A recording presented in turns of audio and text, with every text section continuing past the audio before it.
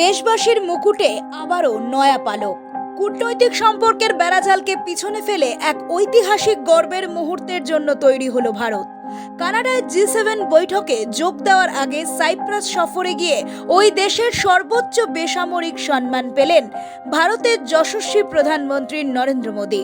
পাক সংঘর্ষ এবং অপারেশন সিঁদুরের সাফল্য অভিযানের পর এই প্রথম বিদেশ সফরে ছিলেন ভারতের প্রধানমন্ত্রী। মূলত ভারতের সাথে সাইপ্রাসের বন্ধুত্ব মেলবন্ধনের আরও এক রূপ এই সম্মান, এমনটাই অভিব্যক্তি মোদীর। এমন সুসম্মানে ভূষিত হয়ে নরেন্দ্র মোদী জানিয়েছিলেন, এটা শুধু নরেন্দ্র মোদীর নয়, 140 কোটি ভারতীয়র এই সম্মানের দাবিদার। ভারতীয়দের একতা, ক্ষমতা, সংস্কৃতি, মূল্যবোধ, বসুধৈব কুটুম্বকম দর্শনের সম্মান। The Grand Cross of the Order of Martyrs 3 सम्मान के लिए मैं आपका, साइप्रस सरकार का और साइप्रस के लोगों का ऐसे हार्दिक अभिनंदन करता हूं, आभार व्यक्त करता हूं। यह सम्मान केवल मेरा, नरेंद्र मोदी का सम्मान नहीं है, ये 140 करोड़ भारतवासियों का सम्मान है।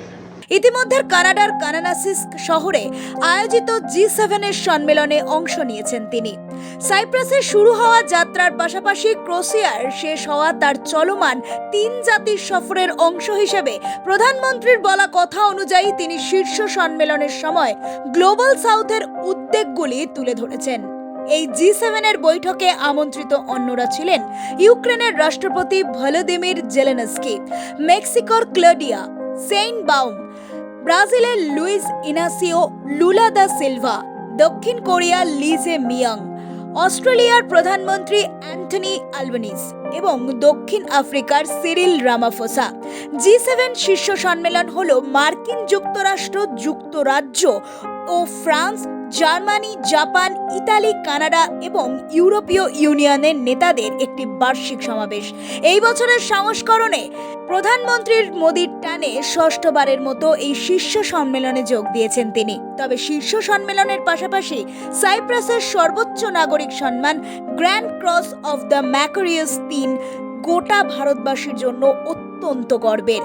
দিন যতই পেরিয়ে যাক, এই সম্মান গোটা 140 কোটি ভারতবাসীর, এমনটাই উদ্ধৃত করেন প্রধানমন্ত্রী স্বয়ং।